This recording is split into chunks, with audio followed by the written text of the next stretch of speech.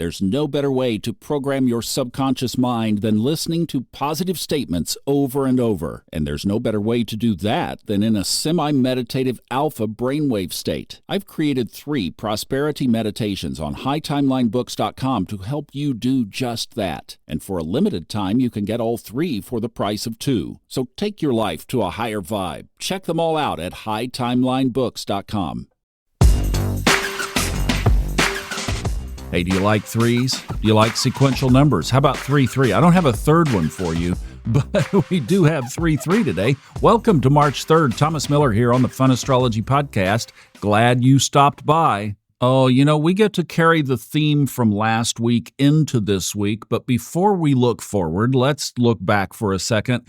And I want to go back and mark the new moon on Thursday evening. Were you intentional about it? I've heard both sides of the energy. I've heard people had friends who were ruffled. A guy in our Facebook group, fortunately, was saved from a head-on collision that was very bad. Thankfully, he's okay. There are other planets involved in all of this, as we talked about last week. However, if you tuned into the energy, I've also heard of people who were vibrating so high that it was hard to come down. For me, I did a little ceremony. There were quite a few things that happened that evening, but I was working on some things and then had a little ceremony, did some more journaling, and then I just felt this connection with God, and I started playing hymns. I'm telling you, it was a magical, high-vibe connection to the home office, and I guess that was my intention.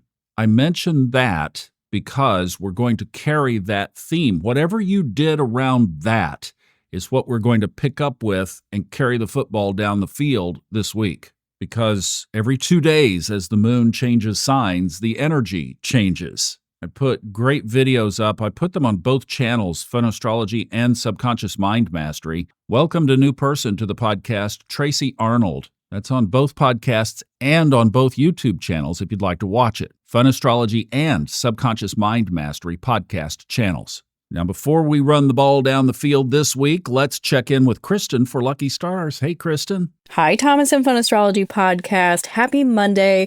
We are moving through the tail end of some challenging energy right now, but tomorrow is a lucky day.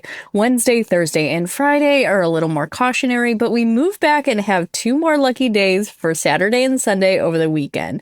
To find out more lucky days in March, join the Lucky Stars Club. Thomas and I can't wait to see you there. I hope you all have a lucky week. And I'll tell you, Kristin's system has been incredible to flag this energy. And what she said there, as far as the timeline, is just about what we have going on with the moon. It's amazing how it all fits together. If you're not part of Lucky Stars, we'd love to have you. It is right there on the funastrology.com website. Interesting mix on our Mastro keywords this week. It kind of blends a little bit of carryover from last week on happiness. Remember, that was pretty strong. More emotion coming into this week, and also connection. Friendship is up there. So there you are, kind of focusing on our network, not forgetting that in all of this Piscean la-la land that we've been in, but also on the shadow side, acknowledging that, crisis, accident, things like that. So yes, as that has already showed up, remember the shadow is always there, and that's that reflection of Mars in Cancer. So happiness, emotional connection with friends, and being careful. Those are your keywords. Now, let's use last Thursday night as our starting point, the new moon. And we are moving, obviously, toward the full moon next Friday, the 14th. And by the way, in between here and there, we have daylight savings time coming back in. And I know it's this hot football topic right now, but I sure do like that extra hour of daylight in the evening. So I'm looking forward to that. Don't forget to change your clocks on Saturday night. We don't have any other really big aspects this week. We're really moving toward the full moon on the 14th and the eclipse. However, as Kristin just mentioned, that energy from Thursday already broke apart. It broke apart when the moon left for Aries over the weekend. Now the moon is in Taurus, 2 signs down.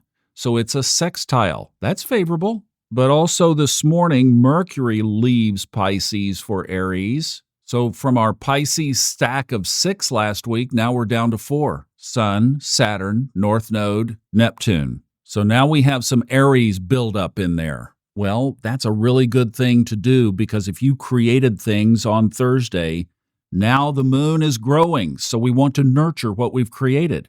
So one thing you could do is to act as if. Now, if you created under the new moon the reception of $3 million for your new consulting business or your conscious community, well, don't go out and spend any of that $3 million that you don't have yet. What we're doing is we are nurturing and anticipating. And with that Aries energy, we are taking little steps. So what is one thing you could do now that would put a little feet to what you created? This comes under the pitches to the universe category. Some things I like to do is just take the steps toward. I mean, you visualized, you did the pray rain exercise, you saw it, you felt it. Well, now take a little step toward it.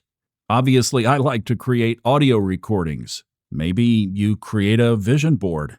You could use our free meditation at hightimelinebooks.com. And now with the moon in Taurus for the next 2 days, really good time to just ground in what you created.